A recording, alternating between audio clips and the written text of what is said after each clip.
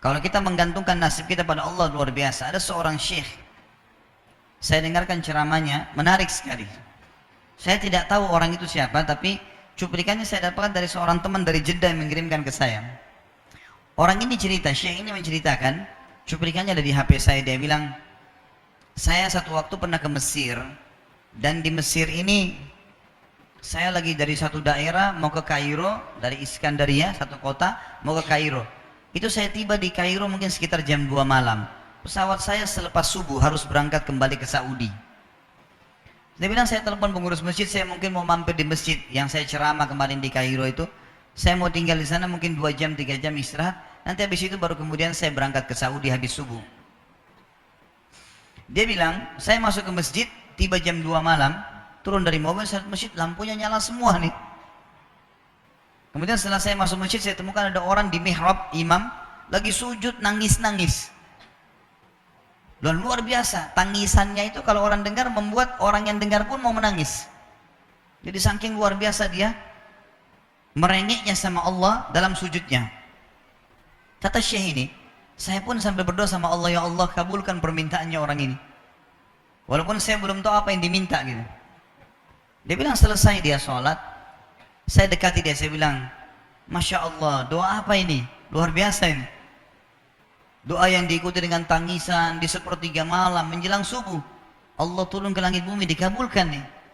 Dia bilang, demi Allah syekh. Karena syekh ini orang Arab biasanya panggil, bisa orang pintar, bisa orang kaya, bisa orang tua. Jadi kalau antum dipanggil syekh, jangan bangga dulu ya. Karena banyak maknanya itu. Ya. Jadi dipanggil syekh. Kita tidak tahu, biasa juga di Saudi begitu ya. Kalau ada orang kita tidak kenal dipanggil syekh, syekh, sini syekh. Walaupun antum bukan syekh sebenarnya. Ya. Maka dia bilang, demi Allah syekh. Dia tidak tahu kalau ini orang memang ulama gitu. Istri saya sekarang lagi dirawat di rumah sakit. Dan saya harus bayar 14.500 jenih atau ponnya Mesir. Saya harus bayar rumah sakit. Kalau enggak istri saya enggak bisa dioperasi. Ini sudah parah sekali. Kata syekhnya, jadi gara-gara itu kau sujud sama Allah. Dia bilang, iya, lanjutkan, nangis sama Allah. Allah tidak akan menyanyiakan orang yang ikhlas minta padanya. Lanjutkan, nikmati sujudmu. Pasti Allah akan berikan jalan keluar. Dia bilang, iya baik.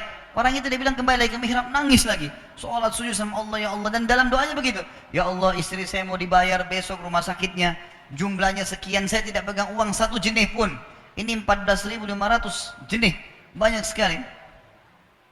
Maka dia bilang, orang ini bilang, baiklah kalau begitu. Syekhnya ini bilang, saya mau tidur dulu. Saya istirahat 1 jam, menjelang azan subuh dia bilang, ada marbot masjid datang bangunin saya. Sudah azan, saya sholat qabliyah, sholat sunatul fajr. Waktu iqamah, pengurus masjid tahu kalau dia ini ulama, dipanggil, dia bilang, syekh tolong jadi imam. Dia bilang, saya capek, baru istirahat 1 jam, 2 jam malam. Biarlah imam. Dia bilang, tak apa-apa, ayat-ayat pendek aja, baca surah-surah pendek aja. Kata syekh, baiklah. Dia bilang, saya baca surah-surah pendek. Rupanya, mikrofon masjid karena keluar di luar, ada satu pengusaha Mesir, apartemennya itu dekat masjid, dan dia suka ikuti ceramahnya syekh ini di YouTube. Dia bilang, turun dari apartemennya, ikut sholat berjamaah di masjid, karena dia kenal suaranya orang ini gitu.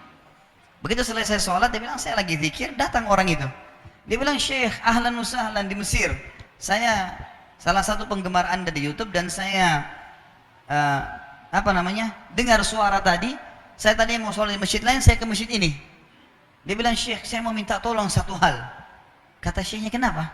Dia bilang, saya sudah ngitung zakat uang perusahaan saya harus alokasikan 14.500 jenih. Kata syekhnya. Orang itu bilang, saya mau alokasikan zakat saya 14.500 jenih. Kata syekhnya, saya nangis, dengar itu. Nangis, saya terisak-isak. Kata orang itu, kenapa anda nangis? Syekh bilang, saya nggak bisa jelasin. Dia bilang, saya nangis terus. Kemudian saya lihat ke kiri kanan di sof, mana orang yang tadi malam sholat tahajud. Makanya ada di ujung. Dipanggil sama syekh, fulan kesini, datang. Dia bilang, ceritakan masalah kamu apa? Dia bilang, syekh, saya punya masalah, istri saya dioperasi, harus bayar 14.500 jenih hari ini, kalau tidak nggak operasi. Kata syekhnya, tiba-tiba si pengusaha ini nangis-nangis. Orang ini juga heran, kenapa kalian berdua menangis? Dia masih bingung kenapa gitu. Kata syekhnya, biarin orang ini yang jelaskan. Yang punya usaha bilang apa?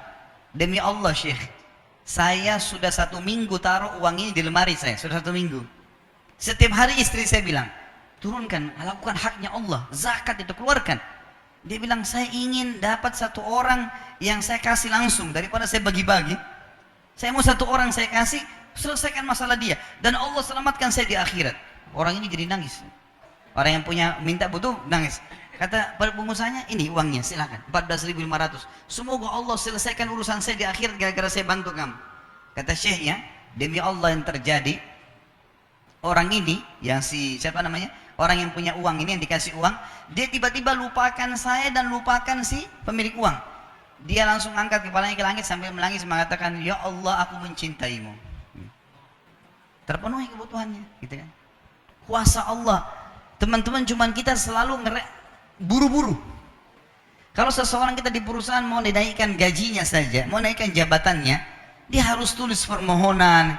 Tidak mungkin juga baru hari ini dimasukkan kemudian ketuk ruangan di rootnya, mana permintaan saya kemarin, atau hari ini, nggak mungkin. Seminggu dia sabar, 2 minggu dia sabar, dengan berharap datang panggilan. Kenapa dengan Allah Subhanahu Wa Taala kita tidak begitu, teman-teman? Banyak orang buru-buru, dan kebanyakan orang mau menggantungkan permintaannya kepada Allah hanya pada hal-hal yang kecil, hal yang besar tidak, atau sebaliknya, hal yang besar, hal yang kecil tidak. Kenapa tidak pernah minta sama Allah dikasih motor, dikasih mobil, dikasih rumah? Kenapa hanya minta kalau penyakitnya dihilangkan baru kembali kepada Allah? Itu pun seringkali kita jadikan Allah nomor 30, teman-teman sekalian. Ke dokter ini, ke dokter itu, resep ini, resep. Nanti kalau sudah mentok gak bisa sembuh baru sholat tahajud. Hah? Salah. Islam mengajarkan kita apa? Sebelum makan berdoa, sebelum tidur berdoa, sebelum aktivitas berdoa, sebelum ke dokter doa dulu supaya Allah jadikan kesembuhan. Karena dokter resepnya cuma semoga lekas sembuh, tidak ada pasti sembuh. Makanya teman-teman sekalian, kembali kepada Allah adalah jalan yang paling luar biasa gitu. Coba merengek kepada Allah SWT. Allah pasti tidak akan pernah memungkiri janji-janjinya. Baik.